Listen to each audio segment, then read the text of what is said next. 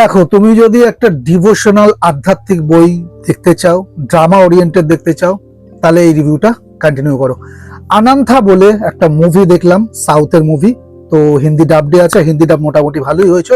তো আনান্থা মুভি নিয়ে overall review দিতে যাবো, কেমন লাগলো আমার ফিলিংসটা ওভারঅল তোমাদের কাছে শেয়ার করবো। তো দিস ইজ যিশু, আর তোমরা আছো চলো রিভিউ করি চ্যানেলে। তোমাদের সকলকে স্বাগত। যারা এখনো পর্যন্ত আমার চ্যানেলটাকে সাবস্ক্রাইব করেনি তাদের কাছে হাইলি রিকোয়েস্ট থাকবে যে চ্যানেলটা সাবস্ক্রাইব করে পাশে থাকো, আর বেল আইকনটা প্রেস করে দিতে বলো না, তাতে করে নোটিফিকেশন অন হয়ে যাবে, তুমি আমার সমস্ত রিভিউগুলো দেখতে পারবে। তো চলো, আনান্থা মুভিটা আমার কেমন লেগেছে তার একটা ওভারঅল রিভিউ দিয়ে এবার। সাউথ ইন্ডিয়া কিংবদন্তি পরিচালক সুরেশ কৃষ্ণা, যিনি রজনীকান্তের বিশা বা আন্নামালয়ের মতো সিনেমা উপহার দিয়েছেন, এবার নিয়ে এসেছেন একটা অন্য রকমের সিনেমা। এটি মূলত ওই শ্রী সত্য সাই বাবার জীবন এবং দর্শনের উপর ভিত্তি করে কিন্তু তৈরি করা হয়েছে, একটা আধ্যাত্মিক ডিভোশনাল ড্রামা বলতে পারো। পরিচালক তো বললাম সুরেশ কৃষ্ণা। প্রধান কাস্টে আছেন এই মুভিতে জগপতি বাবু, সুহাসিনী মণিরত্নম আর ওয়াইজি মহেন্দ্রম। সঙ্গীত এখানে দিয়েছেন, বিজিএম এর কাজ করেছেন দেবা। আর ভাষা যদি বলি তো তোমাকে বললামই যেটা সাউথের মুভি, তবে তেলেগু এবং তামিল মাল্টি ল্যাঙ্গুয়েজে কিন্তু রিলিজ করা হয়েছে। সিনেমার গল্পটা কি? দেখো, সিনেমার গল্পটি সাই বাবার ভক্তদের জন্য আবেগপূর্ণ এক যাত্রা বলতে পারো। এখানে জগপতি বাবুকে দেখা গেছে এক অত্যন্ত প্রভাবশালী চরিত্রে, যার অভিনয় আপনাকে মুগ্ধ করবেই।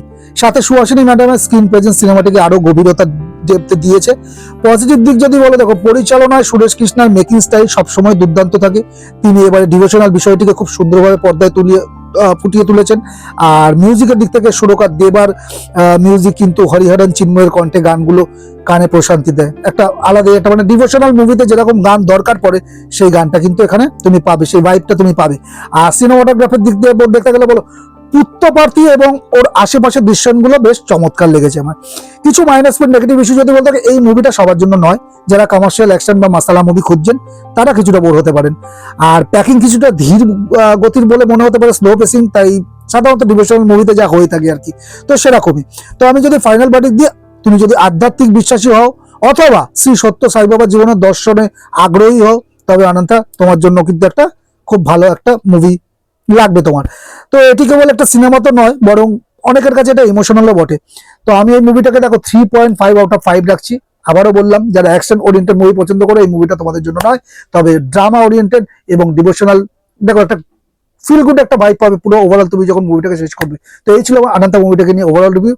কারা এখনো দেখবো হচ্ছে তারা আমাকে কমেন্টের মধ্যে জানাতে পারো, আর যারা দেখোনি আমি বলেই দিলাম যে কাদের জন্য এই মুভিটা সুইটেবল। তো দেখা হচ্ছে একটা নেক্সট ভিডিওতে, নেক্সট মুভি রিলেটেড বা সিরিজ রিলেটেড কোনো রিভিউ নিয়ে। ততক্ষণ তোমরা ভালো থাকো, সুস্থ থাকো, দেখতে থাকো। চলো রিভিউ করি।